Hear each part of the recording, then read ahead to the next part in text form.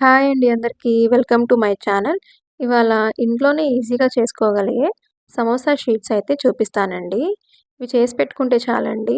మనం పిల్లలు ఎప్పుడు అడిగితే అప్పుడు చక్కగా సమోసాలైతే చేసి పెట్టొచ్చు. ఇవి ఎక్కువ రోజులు నిల్వ ఉండేలాగా ఎలా చేయాలో ఇప్పుడు ఈ వీడియోలో అయితే చూసేయండి. సో, దీనికోసం మనం ఒక కప్పు మైదా పిండి అయితే తీసుకోవాలండి. మీరు కావాలంటే క్వాంటిటీ కూడా పెంచుకోవచ్చు. దానిలోనే టేస్ట్‌కి తగ్గ సాల్ట్ అయితే వేసుకోవాలి.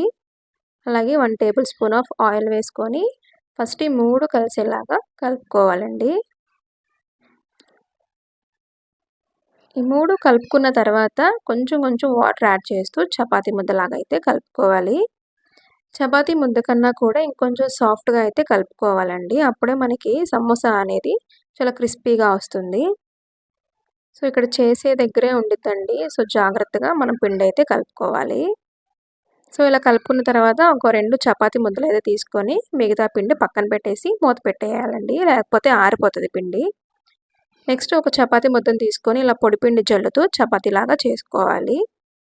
అలాగే ఇంకొక దాన్ని తీసుకొని దాని మీద కూడా పొడి పిండి జల్లుతూ చపాతీలాగా అయితే ఒత్తుకోవాలండి. ఇలా ఒత్తుకున్న తర్వాత మనం ఆయిల్ అయితే అప్లై చేసుకోవాలనమాట దీని మీద.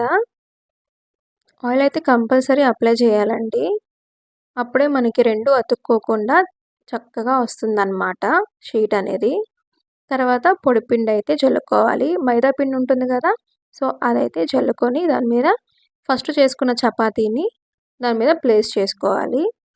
ప్లేస్ చేసుకున్న తర్వాత పొడిపిండి జల్లుతూ మళ్ళీ వీలైనంత సన్నగా మనం చపాతీని అయితే రోల్ చేసుకోవాలి.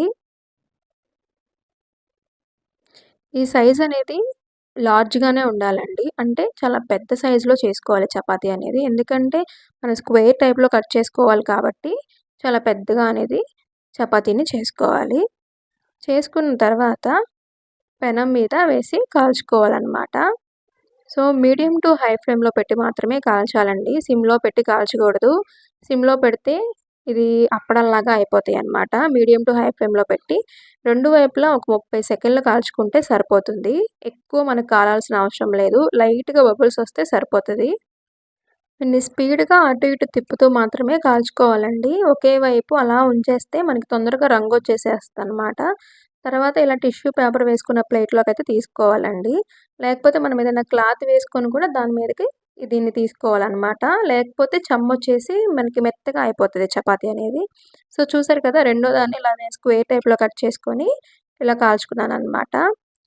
ఇప్పుడు చపాతీని సెపరేట్ చేసుకోవాలండి. మనం ఈజీగానే సెపరేట్ అయిపోతాయన్నమాట. ఎందుకంటే మనం మిడిల్‌లో ఆయిల్ అండ్ పొడిపిండి జల్లుకున్నాం కదండీ! సో, మనకి చూసారా ఎంత ఈజీగా సెపరేట్ అయిపోయాయో.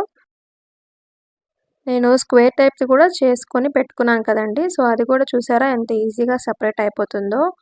సో, మనం రౌండ్‌ది కన్నా కూడా ఇలా చపాతీ చేసుకునేటప్పుడు స్క్వేర్‌గా కట్ చేసుకుంటేనే మనకి తర్వాత ఈజీగా కట్ చేసుకోవచ్చండి. కటింగ్‌కి చాలా ఈజీగా ఉండిద్ది.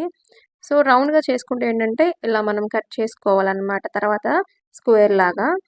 సో, నార్మల్‌గా కుదిరితే మనం అలా కట్ చేసుకోవచ్చు. లేదు అనుకుంటే ఏదైనా స్కేల్ గానీ, లేకపోతే ఇంట్లో చెక్కవి మనకి గరిటెలుంటాయి కదండీ! సో, అవి యూజ్ చేసుకొనైనా మనం ఇలా స్క్వేర్ టైప్‌లో కట్ చేసుకోవచ్చనమాట. కట్ చేసుకున్న తర్వాత మిడిల్‌లోకి మళ్ళీ కట్ చేసుకోవాలనమాట. కట్ చేసుకుంటే మనకి ఇలా సమోసా షీట్స్ అనేవి రెడీ అయిపోతాయి. ఈక్వల్‌గా కట్ చేసుకోవాలండి. మనకి సమానంగా లేకపోతే సమోసా అనేది రాదనమాట.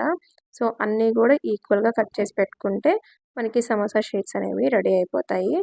మీకు కనుక ఈ వీడియో నచ్చితే ప్లీజ్ ఒక లైక్ చేసి, సబ్స్క్రైబ్ చేసి, షేర్ చేయండి. So, thank you for watching.